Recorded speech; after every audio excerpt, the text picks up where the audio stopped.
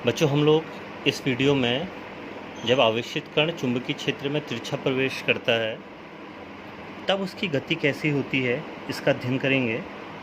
इससे पहले की वीडियो में हम समझ चुके हैं कि लॉरेंज बल क्या होता है, तथा उसके बाद हम यह भी समझ चुके हैं कि यदि कोई आवेशित कण किसी चुंबकीय क्षेत्र के लंबवत गति करता है या समांतर गति करता है तब उसकी गति कैसे होती है।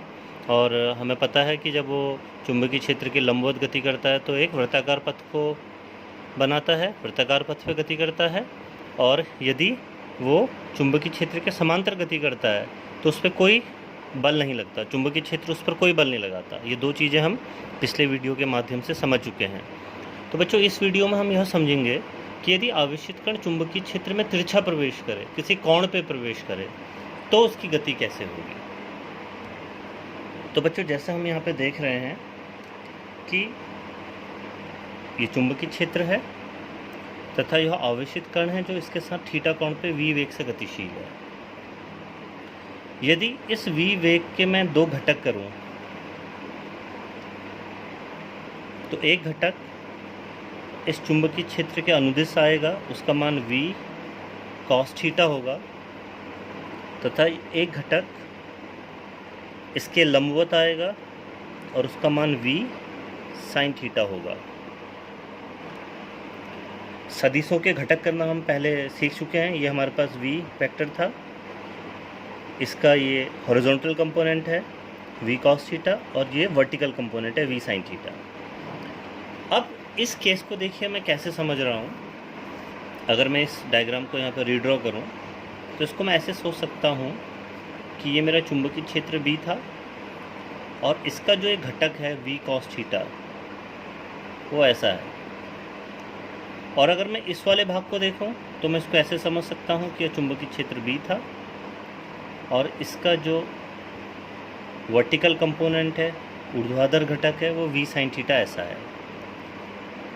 तो हमें देखो, सदिश के वियोजन से हम इस चीज़ को समझ रहे हैं कि हम सदिश के वियोजन से अपनी प्रॉब्लम्स को कैसे हल करते हैं।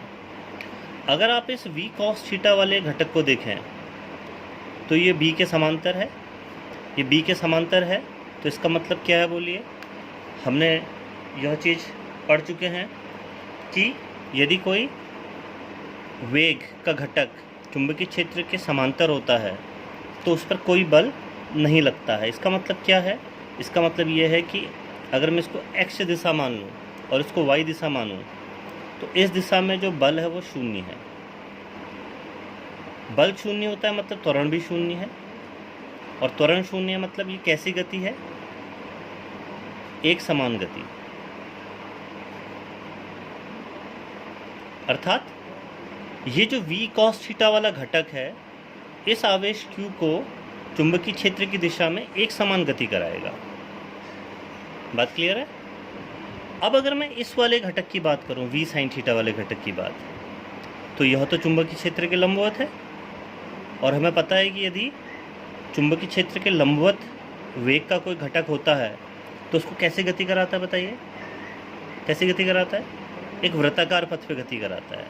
ये भी हम पिछले डेरिवेशन में पढ़ चुके हैं। और इस वृत्ताकार गति का यदि मैं आपको प्लेन दिखाऊं कि किस प्लेन पर यह आएगा, तो देखिए हमने बाएं हाथ का नियम हमें याद है। हम सबसे पहले चुंबकीय क्षेत्र को सेट करते हैं, फिर देखिए चुंबकीय क्षेत्र ऐसा है, फिर ये जो है ये वेग को दिखाती है। मेरा अंगूठा जो है नीचे की ओर को आ रहा है तो इसका मतलब इस पे जो अभिकेंद्र बल है नीचे की ओर को है, तो इसका जो सेंटर होगा कहीं वृत्त का वो कहीं नीचे होगा। अर्थात यदि मैं इसको ऐसे प्लेन पे दिखाने की कोशिश करूं तो कुछ इस तरह से ये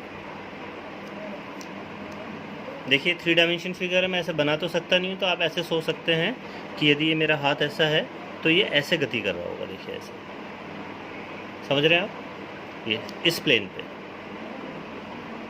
इस प्लेन पे, या मैं इस पेपर को अगर ऐसे फोल्ड कर दूं तो ये जो आपको प्लेन दिख रहा है इस प्लेन पे ऐसे गति करेगा, वृत्ताकार गति।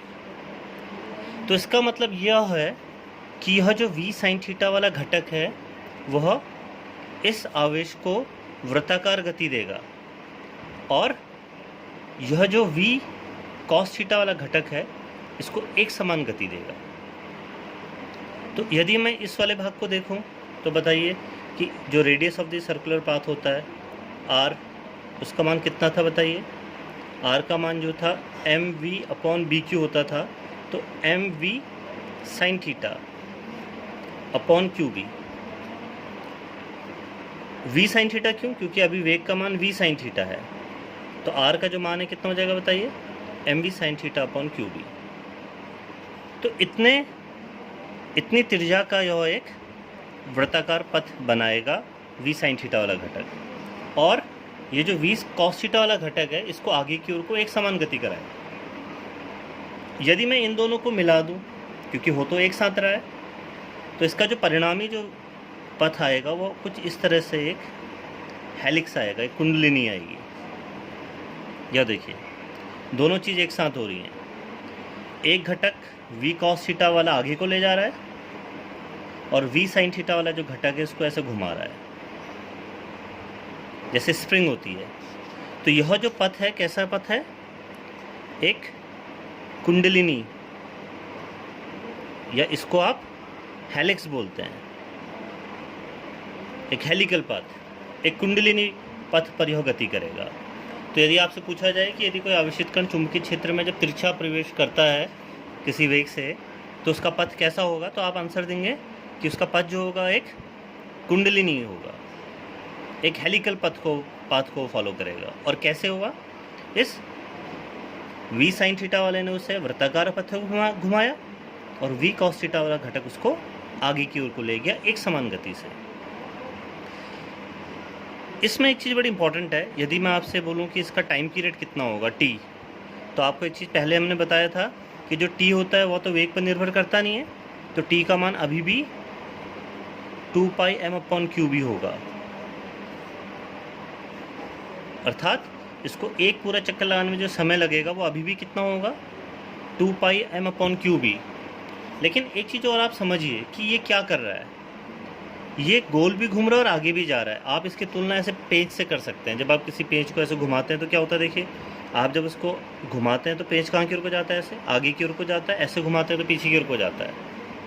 तो एक पूरा घुमाने में जितना आगे गया उसको आप उसकी क्या बोलते थे, याद कीजिए? पिच। पिच, स्क्रू गेज में भी यह वर्ड आता था पिच, कि जब आपने उसको एक चक्कर पूरा घुमाया तो कितना आगे गया। तो वैसे ही यहाँ पर देखिए क्या हो रहा है कि ये घूम भी रहा है और आगे भी बढ़ रहा है। तो ये एक चक्कर पूरा लगाने में जितना आगे गया इसको इसकी पिच बोलते हैं, पिच। तो यदि मुझे इस पिच का मान निकालना है कि पिच कितनी होगी, माने इसको अगर मैं x से निरूपित करूं तो जो पिच होगी x, इसका जो मान होगा, देखिए आगे कौन ले जा रहा है? v cos थीटा, चाल। आपको पता है कि जो दूरी होती है वह चाल गुणा समय होती है। समय कितना लग रहा है? t। देखिए एक समान गति में जब आपको दूरी निकालनी होती है तो दूरी जो होती है वो चाल गुणा समय। तो चाल कितना है बताइए? v cos theta. समय कितना लग रहा है एक पूरा चक्कर घूमने में? t। तो x का मान कितना आ जाएगा बताइए? v cos theta into 2 pi m upon Q B. या इसको आप ऐसे लिख सकते हैं कि x बराबर 2 pi m v cos theta upon Q B. तो यह इसकी पिच हो गई है। तो इस पूरे के पूरा जो डिस्कशन है उसका निष्कर्ष क्या निकला बताइए? उसका निष्कर्ष यह निकला कि यदि कोई आवेशित कण कभी भी किसी चुंबकीय क्षेत्र में तिरछा प्रवेश करता है तो पहली बात तो यह है कि वह एक कुंडलिनी पथ का अनुसरण करेगा, एक हेलिक्स का फॉर्मेशन करेगा ऐसे। और दूसरा, ये जो हेलिक्स पाथ है बना कैसे, इसको समझने के लिए आपने क्या करा? इसके वेग को दो घटक में तोड़ा, एक वी कॉस थीटा और एक वी साइन थीटा। हमने देखा कि जो वी कॉस थीटा वाला घटक है यह इस चुंबकीय क्षेत्र के अनुदिश है, तो इसके कारण यह एक समान गति करेगा, इस पर कोई बल नहीं लगेगा। मतलब इस घटक के मान में कोई परिवर्तन नहीं होगा, वो हमेशा वी कॉस थीटा ही रहेगा।